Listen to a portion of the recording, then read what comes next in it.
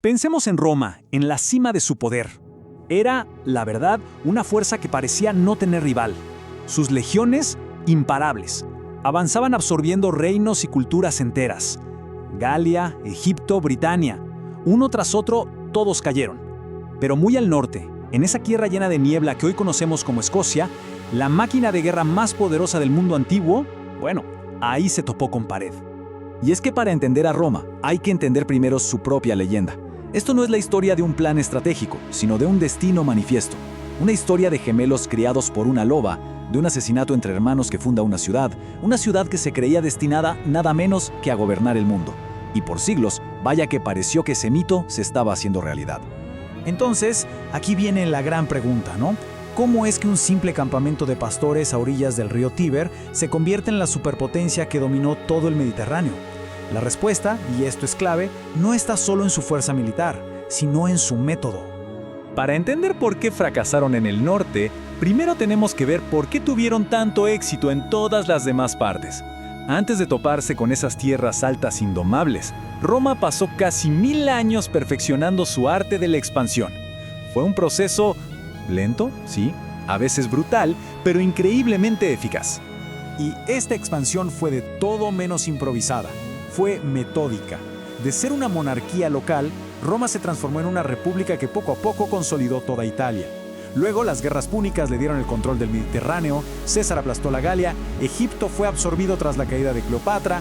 Para el año 43, cuando invaden Britania, la expansión ya parecía una ley de la naturaleza. Una conquista simplemente preparaba el terreno para la siguiente. Y esto nos lleva al cómo lo hacían. El éxito de Roma no fue pura suerte, para nada. Era una fórmula, casi una ciencia de la conquista, que fueron puliendo durante siglos de guerra y administración. Una especie de máquina de expansión de 3 pasos. Primero, claro, la fuerza bruta. Las legiones eran disciplinadas, letales, aplastaban a cualquier ejército que se les pusiera enfrente. Segundo, el control. Construían una red de calzadas impresionante que les permitía mover tropas y suministros a una velocidad nunca antes vista. Y tercero, y este es el punto crucial, la asimilación. Miren, el arma secreta de Roma no era la espada, era la seducción. Ofrecían ciudadanía, cargos públicos, estatus. Convertían a los enemigos de ayer en los romanos del mañana. Les daban una razón para querer ser parte del imperio. Al ganarse a las élites locales, el control se mantenía desde adentro. Un sistema brillante que transformaba a los vencidos en aliados. Un regalo, eso sí, que los pictos iban a rechazar de plano. Y con esto, llegamos al norte de Britania, a Caledonia, el lugar donde la fórmula perfecta de Roma finalmente se encontró con una realidad que simplemente no podía procesar, y mucho menos dominar. Cuando las legiones romanas cruzaron hacia Caledonia, no entraron a otro reino, entraron a otro mundo, un paisaje totalmente hostil que parecía diseñado para destruir lentamente a cualquier ejército invasor. Las montañas se levantaban como murallas, y el silencio era tan denso que casi se sentía como si los estuviera observando.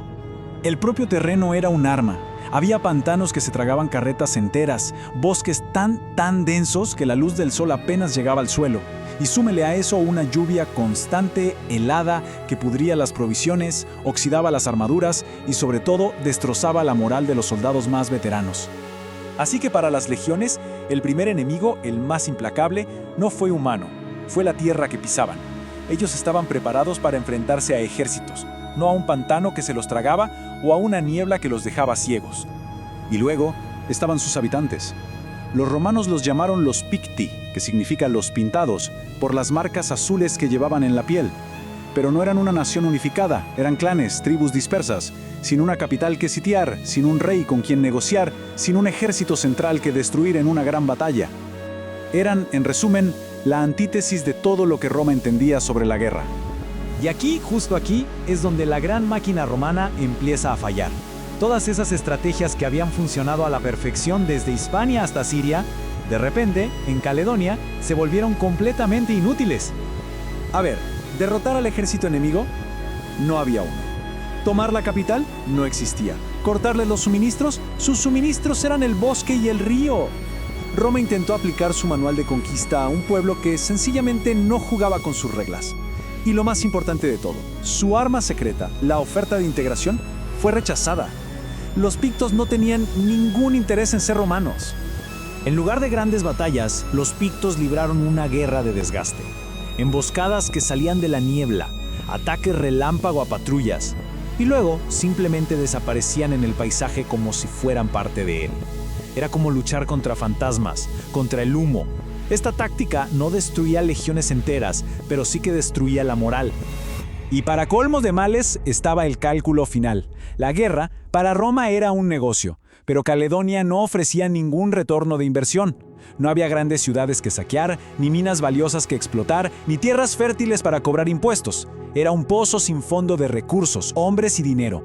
La ganancia económica después de décadas de lucha fue prácticamente nula. Y así, el imperio más grande del mundo se vio obligado a hacer algo que casi nunca admitía: detenerse. La construcción del muro de Adriano no fue una demostración de fuerza, fue una admisión de que su poder por fin había encontrado su límite. El resultado fue más de un siglo de pura frustración. Agrícola ganó una batalla importante, pero los pictos simplemente se retiran a las montañas. Adriano construye un muro. Años después, Antonino Pío avanza y construye otro muro más al norte, solo para abandonarlo poco después. Finalmente, Septimio Severo lanza una campaña masiva, de tierra arrasada, y termina muriendo en Britania sin haber conquistado nada. Y ese muro era mucho más que un montón de piedras. Para un imperio que se había construido sobre la idea de la expansión infinita, levantar una frontera permanente era una declaración ideológica tremenda. Era la línea física que marcaba el fin de un sueño. Por primera vez, Roma estaba diciendo: hasta aquí llegamos. Y esto nos deja con una reflexión final. Los caminos romanos conectaban, integraban, expandían. Los muros, en cambio, separan, contienen, defienden.